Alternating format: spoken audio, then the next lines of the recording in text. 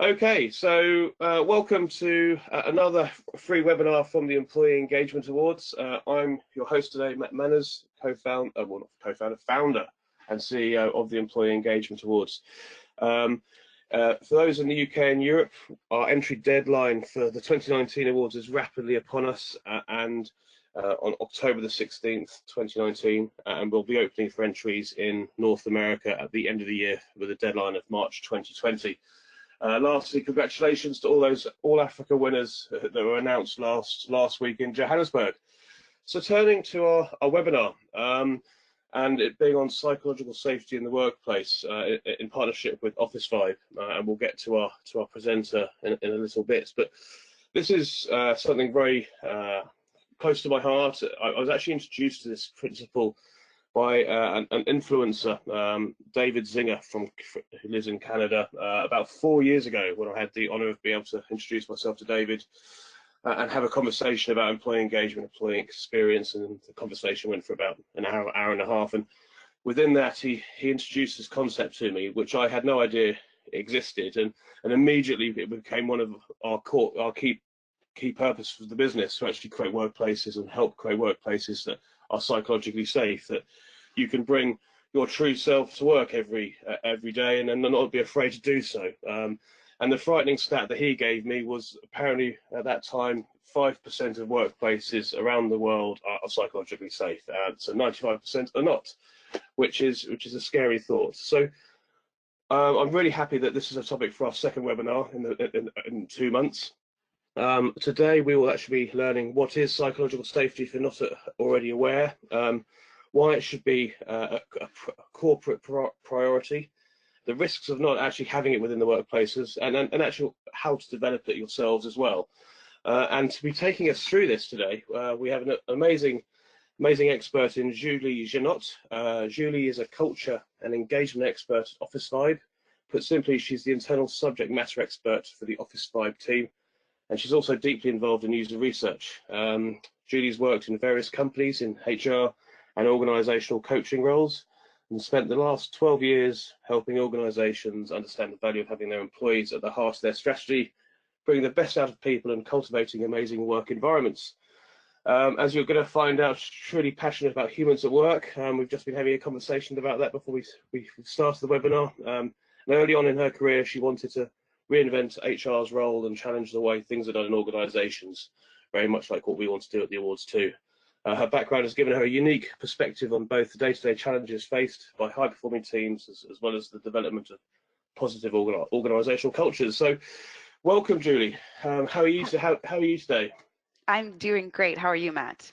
Fantastic, thank you. Really looking forward to learning lots more about psychological safety and sharing this with our audience. I'm very excited too. Thanks for having me for this. It's a subject I'm truly passionate about, and I hope that I can transfer that to our audience today. Oh, no doubt, no doubt. So I'm going to be quiet now. I like talking, but I'm going to be quiet, and I'm going to let you take us through psychological safety and how we can how we can put it into place in our workplaces. Sounds great. Thank you so much. So hi, everyone. Welcome to the webinar. I really, truly hope that you guys will enjoy this today. So again, just Matt brushed very quickly on it. So we're going to discover and dive into what actually is psychological safety in the workplace, why we should focus on it, what happens when we don't have it, and how do we actually develop psychological safety. So let's dive in. So let's demystify this whole notion first. So actually, to start, where does this term actually come from? So it came originally from Amy Edmondson, a Harvard Business School professor. She's the one that coined the term in 1999. She was in grad school, actually, when she was studying medical teams. Her goal was ultimately to identify what distinguishes the best performing teams. Really cool research, right? So her hypothesis going into this research was that the best performing teams actually make the least amount of mistakes. Makes sense, right? But to her surprise, the conclusions were actually counterintuitive. The first thing that she discovered, her first realization, was that better performing teams were actually making more mistakes, which is really interesting. So she kept on digging, and what she found later was that better performing teams weren't making more mistakes. They were actually admitting to making more mistakes. So what does that tell us? I think the way I view it ultimately is that on the best performing team, there's room for error. They don't make more mistakes. They just admit to making more mistakes. There's room for them to be human, which is really good because after all, we are humans. And this, ultimately leads to a space for communication where you can feel comfortable admitting to those mistakes and learning from those things to actually do it better next time. That is what psychological safety is. It's not more complicated than that. So just to go over this quick quote, psychological safety is a belief that one will not be punished or humiliated for speaking up with ideas, questions, concerns, or mistakes. That's actually how Mrs. Edmonston, who's the one that coined the term, like I just said, defines psychological safety. In a separate study, our friends at Google actually also went on a hunt to discover the secrets of performing teams inside Google. So we're familiar with some of their projects. They go through extensive work and research to find out what is unique about some concepts. And in this project that was codenamed Project Aristotle, which is actually a tribute to Aristotle's famous quote, "The whole is greater than the sum of its parts." And the reason why the Google researchers chose that is because they believe that employees can do much more working together rather than working alone. So the goal of this project, again called Project Aristotle, was to answer this simple question: what makes an effective team at Google? And what they found is so fascinating. No surprise, given the subject of this talk. So the researchers found that what actually mattered was less about who is on the team, so who are the team members, but more about how the team worked together. This study resulted into 5 dynamics of the high-performing teams that you can see here posted up on the screen. We don't have to necessarily go through all of them, but what I wanted to show was that psychological safety came first and foremost every time. In every single team that they studied, regardless of who was on the team, the fact that team members felt safe to take risks and were open to be vulnerable in front of each other was actually the #1 factor. Super interesting, right? So ultimately, just to recap everything, what does this term and concept mean more concretely? Well, ultimately, psychological safety will refer to an individual's perception of the consequence of taking an interpersonal risk, or a belief that a team is safe for taking risk in the face of being seen as ignorant or incompetent or negative or disruptive. So in a team where high psychological safety exists, teammates will feel safe to take risk around their team members. They feel confident that no one in the team is going to embarrass them or punish anyone for admitting a mistake or asking a question or simply offering a new idea. So as we can see here, you feel comfortable being who you are, expressing what you think.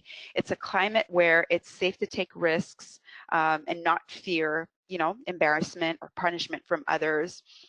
It's just a climate where we encourage people to share their thoughts and have those difficult conversations, right? So to quote also one of my favorite people in the whole wide world, Brené Brown, she's a researcher. She's been doing amounts of research on terms that are very similar to psychological safety, on courage, on risk-taking. She's amazing. Check her out. I really like this saying that she has. You can't ever do anything brave if you're wearing the straitjacket of what will people think. I think that illustrates so well what we've been talking about so far. So what does this mean concretely in the workplace? Let's dive in a little bit more. So in her research, Professor Edmonston explains that as humans, we're actually hardwired to be worried about the impression we make on other people. We have an inherent need to want people to like us, and we want to avoid being humiliated. Makes sense, right? So because of those fears, we actually hold back from sharing our ideas, the ideas that may be perceived as wrong to others, or we refrain ourselves from asking questions that might be perceived as being stupid questions. We hold back from being ourselves, and that's truly scary. All right, so to me here, up to what we've talked about so far, I think bravery is a key word here. We need bravery in the workforce today. Bravery is actually what gets us innovation. It's trying something new as a team, knowing that it might cost us, and being able to accept mistakes, but not only that, being able to accept the people who make those mistakes, accept them for who they are as humans. So if we go back to Brene and what she was saying, if we wear this straitjacket of fear of what other people may think, we won't get very far. And to me, that's what psychological safety really boils down to. It's the absence of fear. All right, so let's dive in into why it's important for organizations today to prioritize psychological safety. So whether we realize it or not, we're actually in a new design of work. Numerous studies have actually shown that we're more digitally connected than ever, but we've never been so disconnected from each other in all realms of our lives. We can see it. Technology is everywhere. We talk to each other via messenger apps and Slack and email, but we actually forget about the people who are sitting right in front of us or right next to us. So because of this disconnection, I think that we need to ask ourselves some fundamental human questions. So just as much as relationships enrich our personal lives, it's actually the quality of our relationships at work that might determine the quality of our work and success. It's the feeling of actually being seen and having trust that generates work environments where people can be at their best and they can bring their full selves to work. So this is both true inside work and outside work, as we're moving away from segmented lives and the thinking that there's a work/personal life dichotomy. So as we're seeing it in organizations today more and more, they're moving away from fixed hierarchies to embrace more, I could call it fluid team-based structures. And the work is being done not only by individuals and sums of individuals, but actually by teams, right? And so as we move towards those team-based structures, it's never been more important to create environments that allow people to express their ideas, exchange information, and build meaningful human connections. And it's these meaningful human connections, which can only be present when psychological safety exists, that will enable organizations to build high-performing teams. So that's pretty much my view on that. So if I can recap on a really interesting and revealing quote. So if I can sum up here, I really like this quote. It's the feeling of being seen and having trust that generates a work environment where people can be at their best. This is especially true for millennials, who by 2025 will actually comprise 75% of the workforce. And these people care more about having a sense of purpose, the opportunity to learn, develop, be part of something bigger than themselves, so connecting to purpose. And most importantly, for this generation, building relationships is super important. These people care about meaning. They care about connections. If I can take the example, let's say, of salary, which is also an important component, research has actually shown that money only really matters or becomes an issue in employee engagement when employees feel that they're being paid unfairly. It makes sense because that's how they feel valued and appreciated by an organization. And if we continue on this example, once they perceive that they're being paid fairly and that company values and their contribution is valued properly, compensation is actually not what drives them. Connection to other people actually does create that value. And that's facilitated only by psychological safety. According to a study that we've done here at Officevibe, which we call the State of Employee Engagement, we surveyed all of our app users and found that what people care most about their job. What's really interesting, pay, a fundamental notion of employee satisfaction, came at 8%. Colleagues and connections and relationships we have with those colleagues came as a whopping 42%.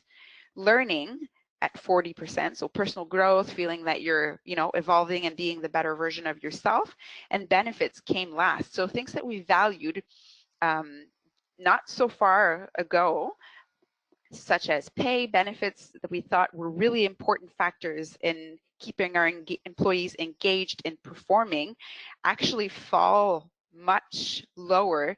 And what comes at the forefront is our relationship with our colleagues, relationships with our managers, the opportunity to grow and expand on our skills, on our autonomy, is actually covering about 80% of what drives employees and keeps them engaged. So I think the case is made. Okay, moving on. So what happens if we don't have psychological safety inside our organization? So I really like this diagram, which kind of shows both ends of the spectrum. So when we have psychological danger, if we could call it that, we start by having a fear of admitting mistakes. What happens then? We blame others. What happens then? We're less likely to share different views. We hold back because, we fear that we'll be blamed or pointed at by our colleagues. And then what happens as people retain knowledge, they keep it for themselves, whether it's things they learn when they succeed or things they learn when they fail. And then the circle goes round and round again. What happens on the opposite side when we have psychological safety? Well, obviously we feel comfortable admitting our mistakes. We learn from our failures. We share them openly with others, which generate ideas and a bunch of, different roads that we could explore to do things differently. And what that leads, well, obviously, is better innovation, better decision making, and then the circle goes round. It's a virtuous circle. So looking a little bit more closely, what can happen on multiple levels. So if we start at an individual level first, we have an example here of an employee who could be thinking, again, I'm bringing back the example of pay because it's an easy one, and it's often a difficult conversation to have with our manager or with HR. So let's say this person is, thinking, I don't feel like I'm being paid fairly. I'm not comfortable bringing this to my manager. What happens? Well, then the conversation does not take place, which leads to disengagement, which leads to eventually the person leaving. And we could have and use the same example for other scenarios where, let's say the employee's thinking, I don't feel like I'm evolving here, or I don't feel like my manager recognizes the quality of my work, or I don't feel like my strengths are being put to contribution here, or I'm not in the right role. It leads to the same thing.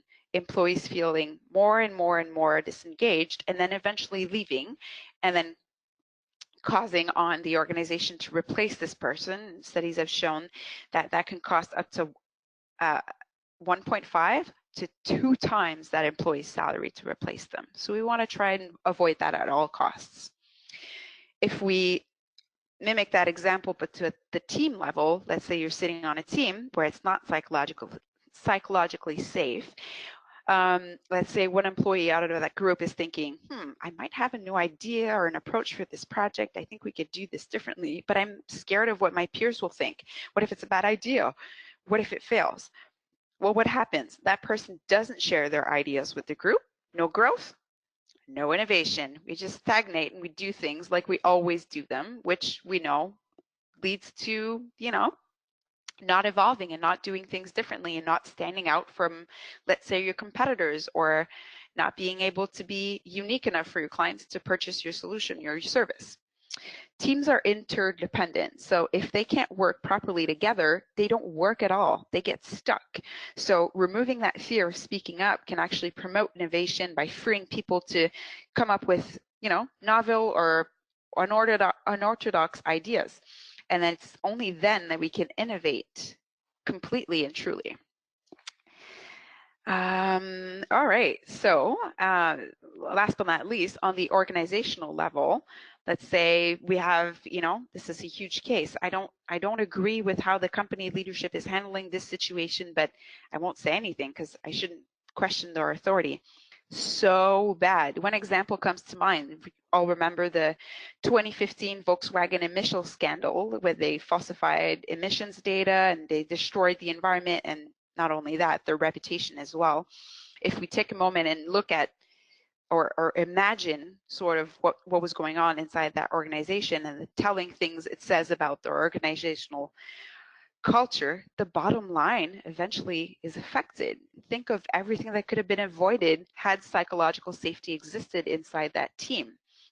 These guys are still paying for that today. They have like $20 billion in lost market value, and I think they're still repaying their investors today. And we're 4 years later and we're still talking about that. If the company's run on fear, who's going to speak up ever? And we can, apply this example to probably so many other organizations. What if, those employees inside the organization who could have raised that flag, what if they felt empowered to speak up and challenge authority instead of being complacent? It warrants the question, would things would have maybe been different? Could the company have been saved? So what can we truly do about this? How do we avoid all of this from happening? How do we actually develop psychological safety? So it's not an easy question to answer, and I don't think it's as easy as following a recipe and putting in the right ingredients and boom, magic, the cake appears out of magic from the oven. It's not that simple. Just like any human skills, it takes time to develop, right? Just think of developing trust with someone you've never talked to before or with a new partner.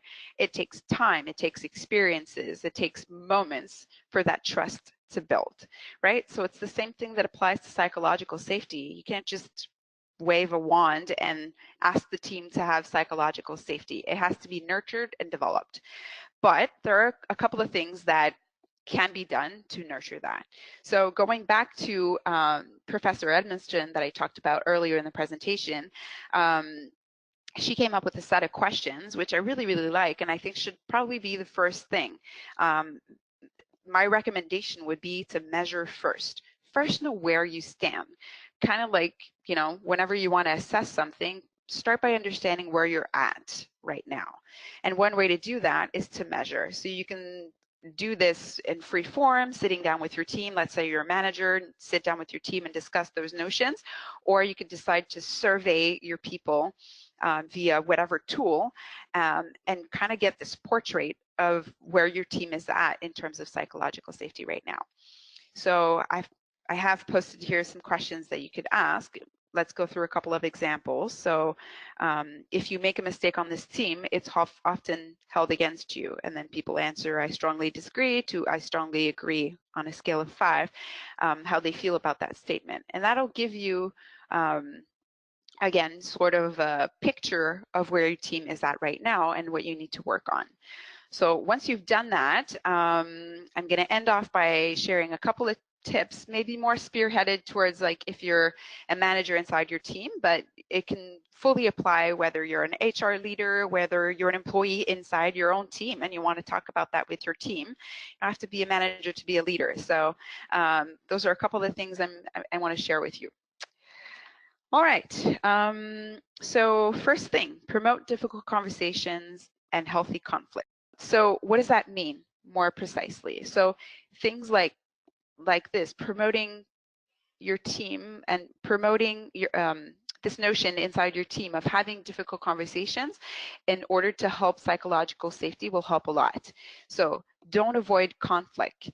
Face it head on, get everyone to communicate about it. I found out in my research and preparing all of this, a really cool framework that's called the clearing conversation. You can Google it. I can't remember who created that, but it's really awesome. If you just Google issue clearing model, it's really cool. It's kind of this framework and questions that you have to go through. It's a really nice framework to be able to have those difficult conversations. And if you're a leader inside your team, the more open you are with your team, the more open they will be with you. And amongst each other. So if you're a leader, you want to model that behavior. Show that vulnerability. Don't be afraid to have those difficult conversations, because when your team members feel like that's okay and see you doing it, then they'll be more inclined to doing it themselves. Having those difficult conversations, though, I won't hide, it'll take a lot of courage. And you have the more psychological safety you build, which will help you have those difficult conversations, whether it's about pay or roles or team conflicts, the better you'll get at it. The second tip is around emotional intelligence. I think it's really important. So we're all familiar with EQ, which is composed of self-awareness, empathy, self-regulation, motivation, and social skills. Sorry. So as a leader, that's super important. As we all know, the way you act as a leader will define how your team acts, right? They look to you as a model, as a reference. So if you're able to regulate, not hide, I'm really saying regulate, so manage those emotions in terms of crisis or difficult times, you will avoid building a culture of fear inside the team. So being able to regulate those emotions is really key. If you model that empathy and then you contribute to building a culture of empathy inside your team.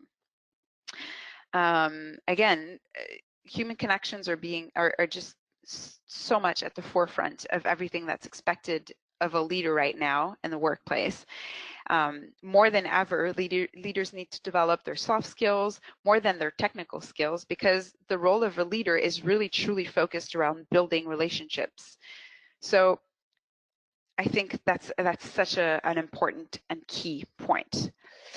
Thirdly, admit to mistakes and incorporate the language of failure inside your team. So acknowledging your own fallibility, which really comes down to vulnerability, as a leader is so important, so that it's not intimidating for other people around you to fail.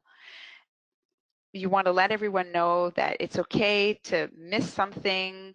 It's okay to not be on top of your ball, on top of your game every time. It creates a culture of inclusion. It creates a space where everybody can be themselves. Many organizations that I'm seeing today claim to actually embrace failure, but where can we actually see this into the day-to-day? What does that mean? It's easy to say it, but what does it mean to actually do it? So I think incorporating that into your team's language, talking about it, assessing if it's truly a safe space inside your team to, say, I failed here and I've learned something from it. Is it something that's really promoted? Do your team members actually feel like they can? Is really key.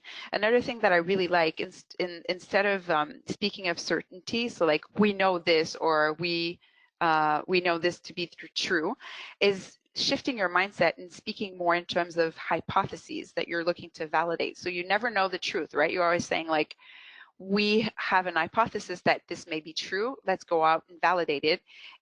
When everything is formed in the sense of question, it leaves room for the team to play around, explore, and actually see if that hypothesis is true or not, is another thing that you can try.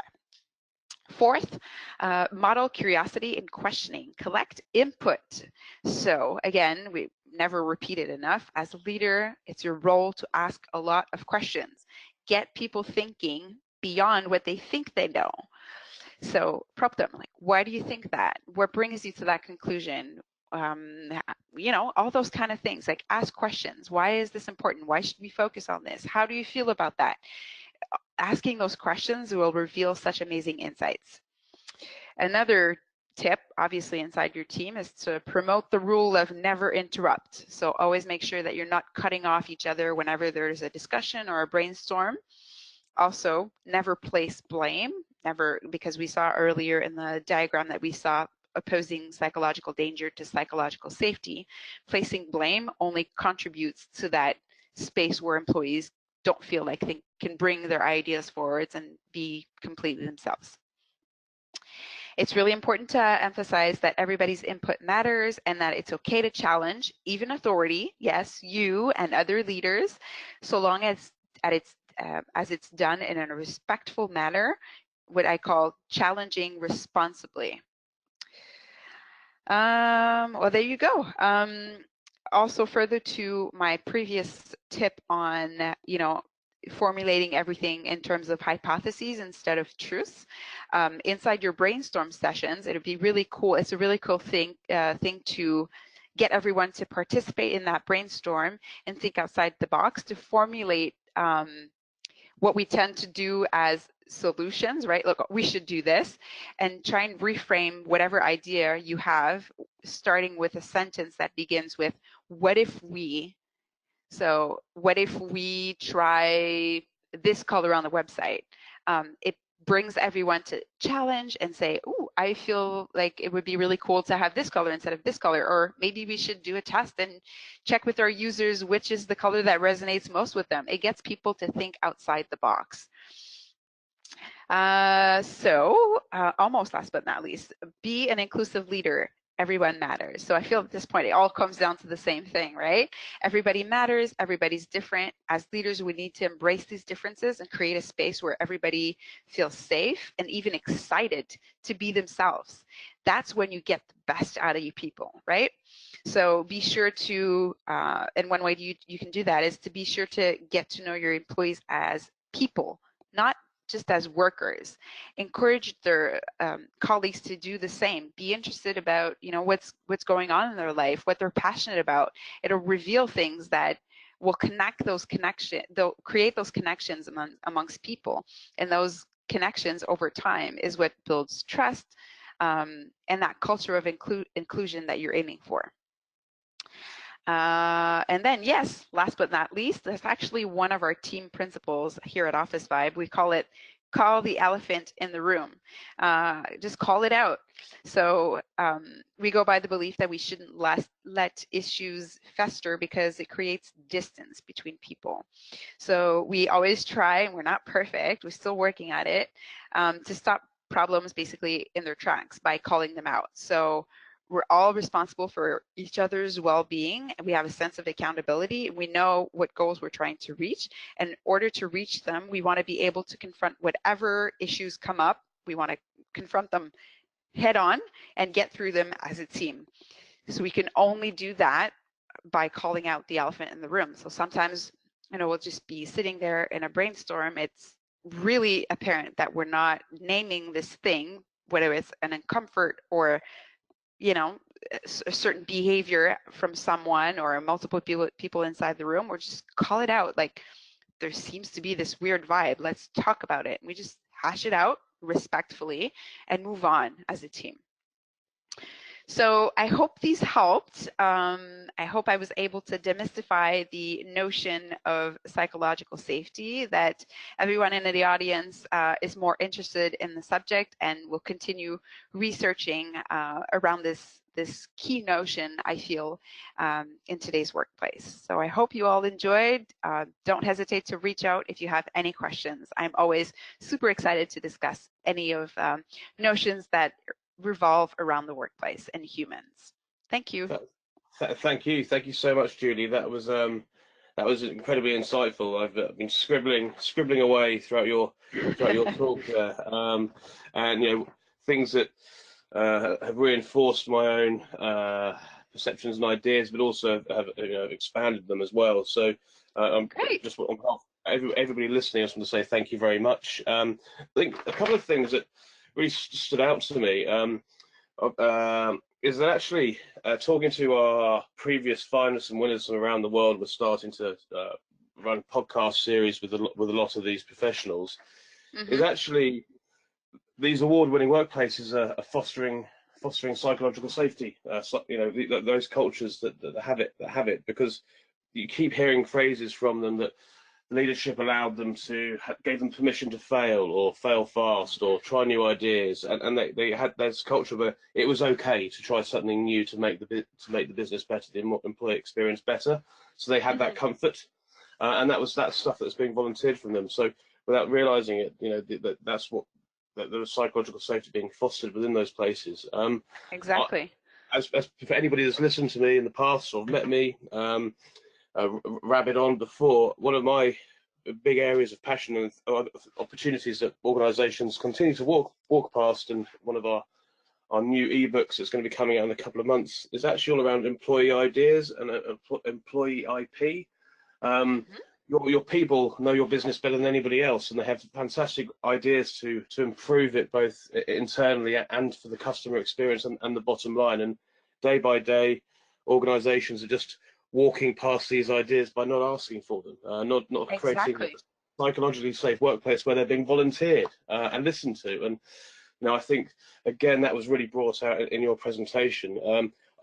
I could probably talk now for the exact amount of time you've just spoken on the subject. It's really got my blood pumping, and I'm sure it has for everybody that has listened to it. Obviously, you can, as Judy said, please reach out to her. Probably is LinkedIn the best place? We can put your email on the webpage with this webinar as well, if you're happy with that. Yes, both work well for me. And obviously the Officevibe website as well, and to see what they do.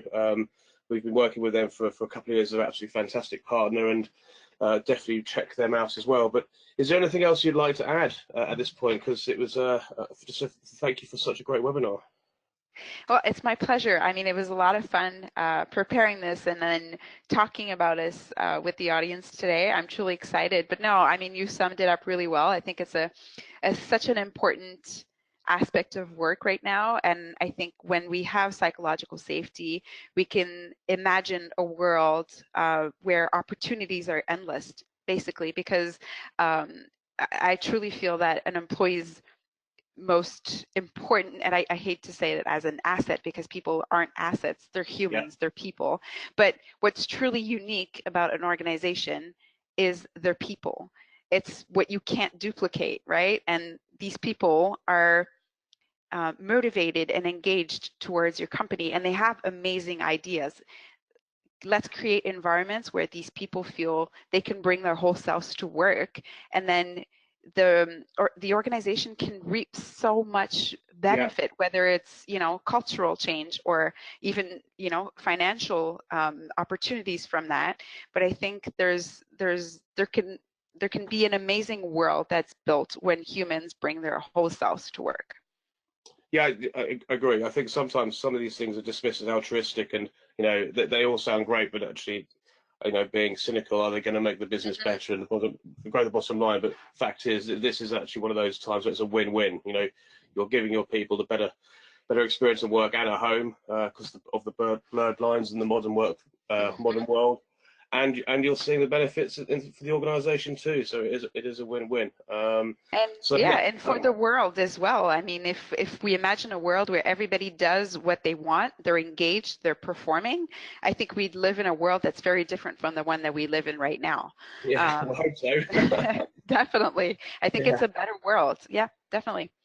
Fantastic. Well, look, thanks again. We'll be sharing this far and wide. It'll be on the website, ee-awards.com, and you can always find us there. You can contact me on LinkedIn as well, my colleague Stefan Warburton.